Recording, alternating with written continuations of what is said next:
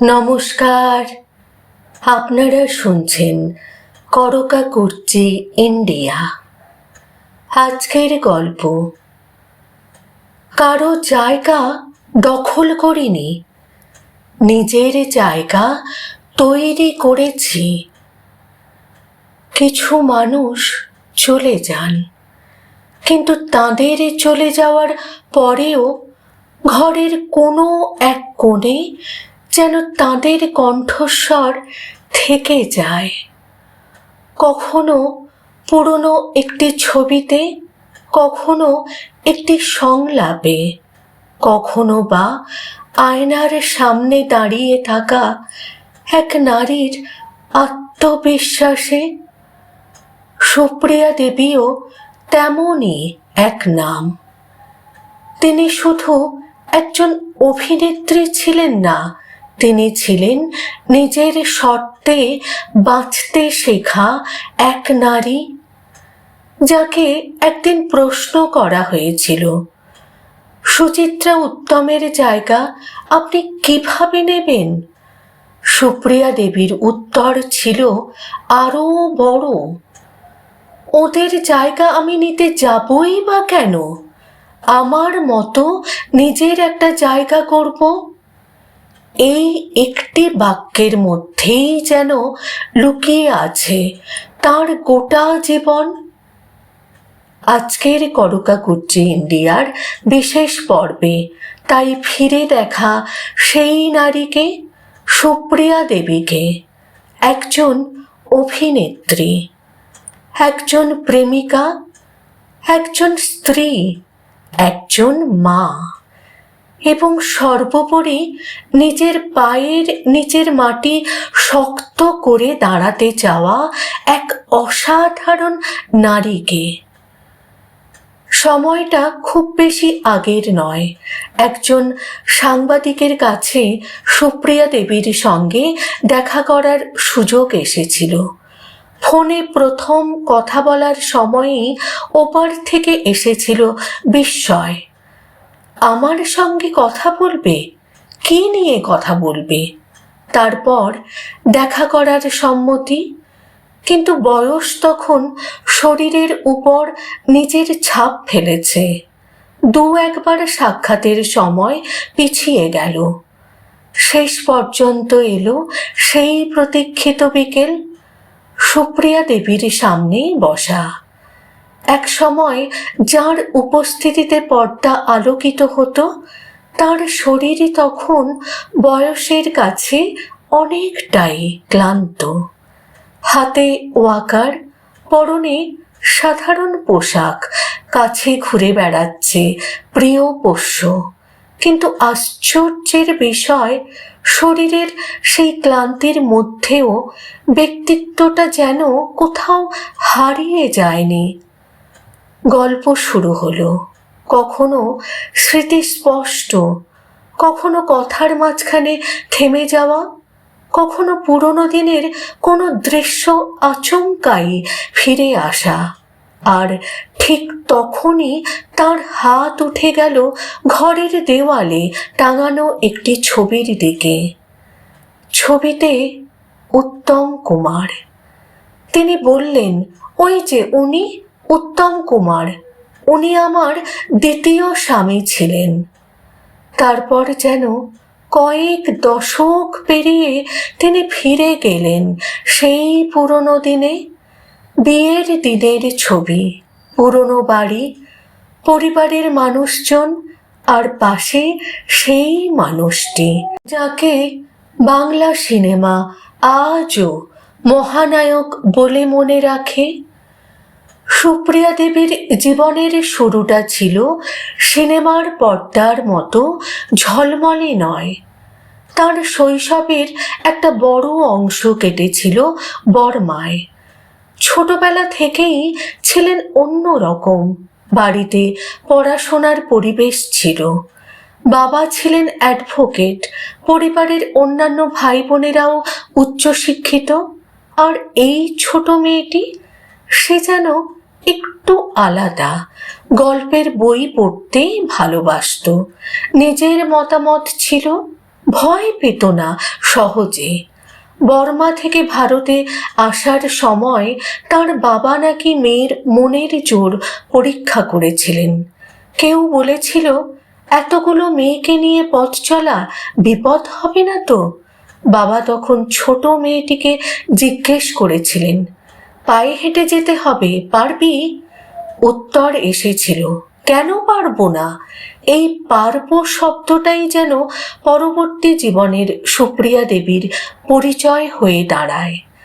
জীবন যতবার তাকে প্রশ্ন করেছে পারবে, তিনি ততবার উত্তর দিয়েছেন, কেন পারবো না? সিনেমায় আসা তখনকার দিনে কোনো সহজ সিদ্ধান্ত ছিল না, বিশেষ করে একটি মেয়ের জন্য। পরিবারের আপত্তি, সমাজের চোখ, আত্মীয় স্বজনের নানা কথা, সব কিছুর মধ্যেই তাকে নিজের সিদ্ধান্ত নিতে হয়েছিল। নাগপাশ ছবির মাধ্যমে অভিনয়ে আসার সুযোগ আসে, কিন্তু বাবার অনুমতি ছাড়া নয়। বাবা মেয়েকে প্রশ্ন করেছিলেন, পারবি তো? আবারও সেই একই উত্তর, পারবো। এই আত্মবিশ্বাসটাই তাকে আলাদা করে দিয়েছিল। শুধু অভিনয়ের সুযোগ নয়, নিজের পায়ে দাঁড়ানোর একটা রাস্তা তিনি দেখতে পেয়েছিলেন। আর এখানেই সুপ্রিয়া দেবীর চরিত্রের সবচেয়ে গুরুত্বপূর্ণ দিকটি সামনে আসে। তিনি শুধু নায়িকা হতে চাননি, তিনি নিজের জীবন নিজের হাতে নিতে চেয়েছিলেন। সিনেমায় অভিনয় নিয়ে পরিবারে আপত্তি ছিল। তাকে বলা হয়েছিল, সিনেমার জগৎ ভালো নয়। কিন্তু সুপ্রিয়া দেবী প্রশ্ন তুলেছিলেন, যদি সিনেমা এতই খারাপ হয়, তাহলে সেই একই সিনেমার জন্য গল্প লেখা, কাজ করা, সেটা কি কেবল অন্যদের জন্য গ্রহণযোগ্য? তার কথার মধ্যে ছিল তীব্র আত্মসম্মান, আর সেই সাক্ষাৎকারে উচ্চারিত একটি ভাবনা আজও আশ্চর্য রকম আধুনিক।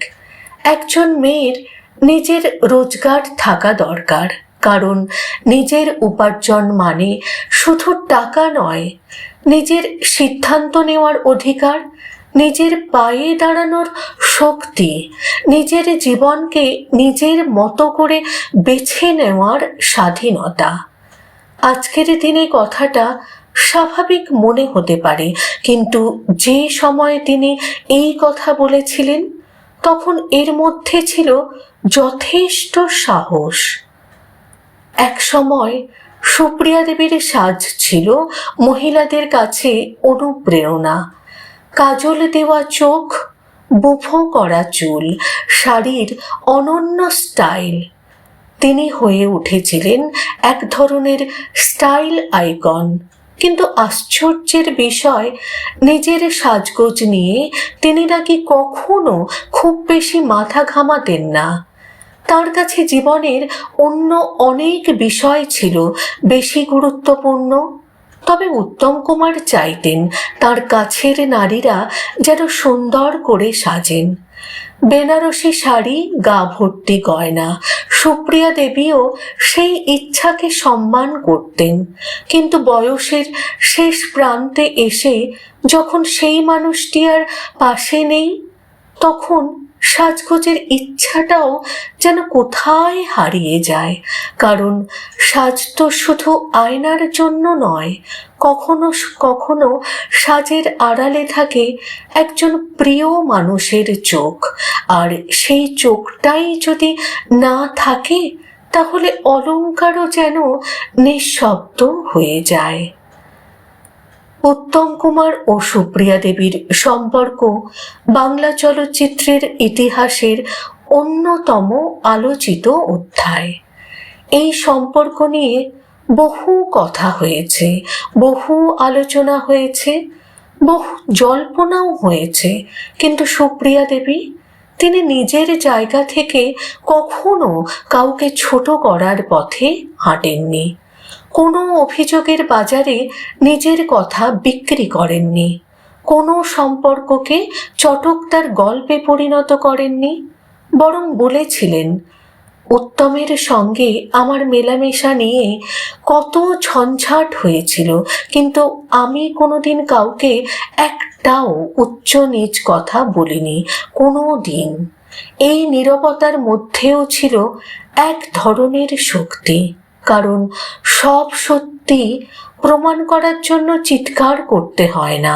কিছু সম্পর্কের গভীরতা শব্দের থেকেও বড়। এবার আসি সেই প্রশ্নে, যে প্রশ্নটি হয়তো সুপ্রিয়া দেবীর জীবনকে সবচেয়ে ভালোভাবে সংজ্ঞায়িত করে। তখন বাংলা সিনেমায় উত্তম কুমার ও সুচিত্রা সেনের জুটি প্রায় কিংবদন্তি। তাদের জনপ্রিয়তার সামনে নতুন কোনো অভিনেত্রীর জন্য নিজের জায়গা তৈরি করা সহজ ছিল না।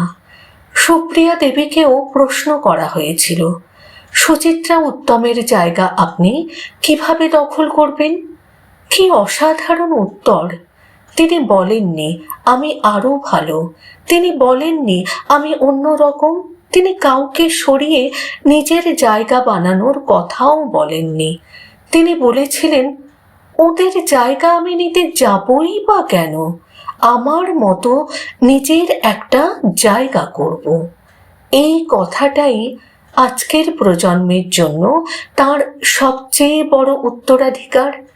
কারো সঙ্গে প্রতিযোগিতা করে নিজের পরিচয় তৈরি করতে হয় না, কারো আলো নিভিয়ে নিজের আলো জ্বালাতে হয় না, নিজের আলো নিজেকেই জ্বালাতে হয়। কেন আজও সুপ্রিয়া দেবী আলাদা? সুপ্রিয়া দেবীর অভিনয় নিয়ে অনেক আলোচনা হয়েছে, তার সৌন্দর্য নিয়ে আলোচনা হয়েছে, তার ব্যক্তিগত জীবন নিয়েও আলোচনা হয়েছে, কিন্তু তার সবচেয়ে বড় পরিচয় হয়তো এগুলোর কোনোটাই নয়। তার সবচেয়ে বড় পরিচয়, তিনি নিজের জায়গা তৈরি করেছিলেন। তিনি জানতেন কোনো সম্পর্ক তাকে সংজ্ঞায়িত করতে পারে, কিন্তু তার সম্পূর্ণ পরিচয় হতে পারে না। উত্তম কুমার তার জীবনের অত্যন্ত গুরুত্বপূর্ণ মানুষ ছিলেন, কিন্তু সুপ্রিয়া দেবী শুধু উত্তম কুমারের স্ত্রী নন, তিনি নিজেও বাংলা চলচ্চিত্রের ইতিহাসে একটি পূর্ণাঙ্গ অধ্যায়, এবং এই জায়গাটাই তিনি নিজের অভিনয়, ব্যক্তিত্ব ও জীবনযাপনের মধ্য দিয়ে অর্জন করেছিলেন। জীবনের শেষ দিকে স্মৃতি অনেক কিছু ভুলে যেতে পারে, তারিখ ভুলে যেতে পারে, ঘটনা ভুলে যেতে পারে, কখনো কখনো মানুষের নামও ভুলে যায়, কিন্তু কিছু মুখ, কিছু মানুষ, তারা হয়তো স্মৃতির গভীরে এমনভাবে বসে থাকেন যে বয়সও তাদের মুছে দিতে পারে না। সুপ্রিয়া দেবীর ঘরের দেওয়ালে ছিল উত্তম কুমারের ছবি। তিনি ছবিটির দিকে তাকিয়ে পুরনো দিনের কথা বলতেন। সময় চলে যায়, মানুষ চলে যায়, কিন্তু ভালোবাসার কিছু ছবি থেকে যায়, নিঃশব্দে, দেওয়ালে, স্মৃতিতে আর ইতিহাসে।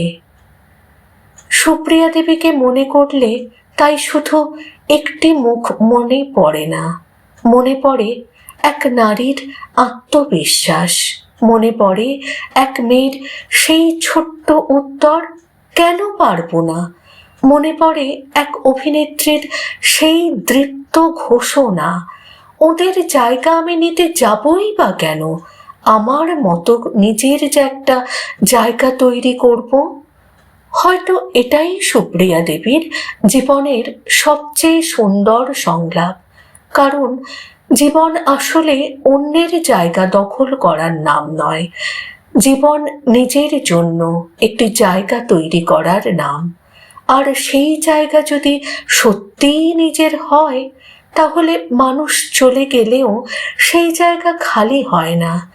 সুপ্রিয়া দেবীও তাই আজ আর নেই, কিন্তু তার জায়গাটা এখনো আছে বাংলা সিনেমার ইতিহাসে, দর্শকের স্মৃতিতে আর সেই সব মানুষের হৃদয়ে যারা বিশ্বাস করেন একজন নারী কারো ছায়া হয়ে নয়, নিজের আলোয় ইতিহাস লিখতে পারে।